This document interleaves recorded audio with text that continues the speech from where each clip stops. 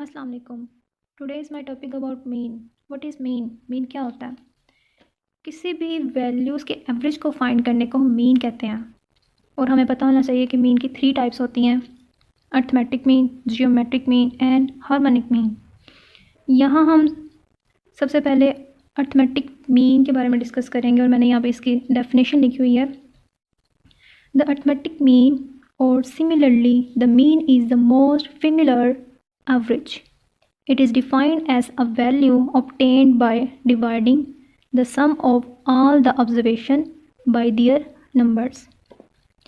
यानी कि जितने भी ऑब्जर्वेशंस हैं ना, उनके सम को हम डिवाइड कर दें नंबर्स ऑफ ऑब्जर्वेशन के साथ, तो हमारे पास उसकी एवरेज फाइंड हो जाती है। यहाँ पे फॉर्मूला लिखा हुआ है मैंने। अर्थमेटिक मीन को हम एवरेज कहते हैं और एवरेज का फॉर्मूला क्या है? Sum of all the observation divided by number of all the observation and it is denoted by X bar, और इसको एक्स बार के साथ भी डिनोट किया जाता है। इसके फॉर्मूले को यूँ भी लिखते हैं: x bar equal summation x i over n, sum of all the observation, यानी समेशन सम करते हैं हम सारी ऑब्जर्वेशन को और उसको डिवाइड कर देते हैं नंबर ऑफ ऑल ऑब्जर्वेशन के साथ। यहाँ मैंने एक एग्जांपल ली है और कुछ वैल्यूज़ लिख दी हैं। इन वैल्यूज़ को हम ऑब्जर्वेशन कहते हैं। इन सारी ऑब्जर्वेशन को हम प्लस करते हैं और उसके बाद डिवाइड कर देते हैं नंबर ऑफ़ ऑब्जर्वेशंस के साथ। यानी हमारे पास ये वैल्यूज़ कितनी टाइम लिखी हुई हैं, 1 2 3 4 5 6 टाइम्स लिखी हुई हैं, तो हम इसको डिवाइड कर देंगे 6 के साथ। जब हमने इसको प्लस किया तो हमारे पास आया 276। इसको डिवाइड कर दिया हमने 6 पे।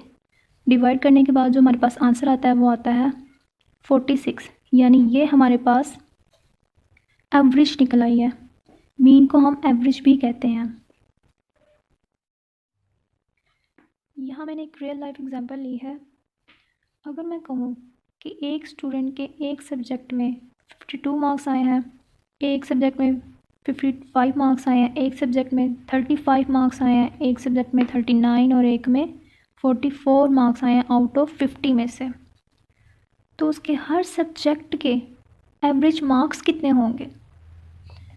तो ये जो मार्क्स आए हैं ये हमारे पास ऑब्जर्वेशंस ही तो हैं। इन सारी ऑब्जर्वेशंस को हम प्लस कर देंगे और डिवाइड कर देंगे नंबर ऑफ ऑब्जर्वेशन के साथ, तो हमारे पास एवरेज निकल आएगी। हमने इन सबको प्लस किया तो हमारे पास आंसर आया 205 और इसे डिवाइड किया 5 के साथ, तो हमारे पास आंसर आ गया 41 हमारे पास एवरेज ही है। यानी कि एक स्टूडेंट के हर सब्जेक्ट में जो मार्क्स आ रहे हैं वो 41 आ रहे हैं। और ये फॉर्मूला अनग्रुप डाटा के लिए है। अनग्रुप डाटा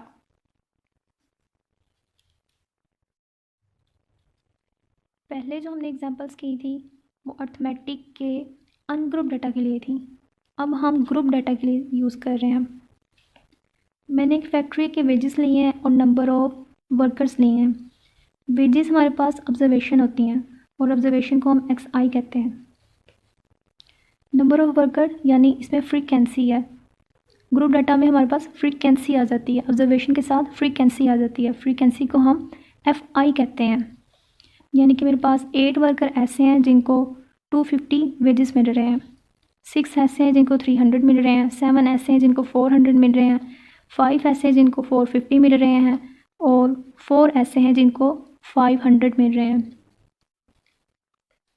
और मैं चाहती हूँ कि हर एक वर्कर को इक्वल वेजेस मिले, तो उसके लिए हम एवरेज फाइंड करेंगे। एवरेज फाइंड करने के लिए सबसे पहले हम वेजेस को मल्टीप्लाई कर देंगे नंबर ऑफ़ वर्कर के साथ।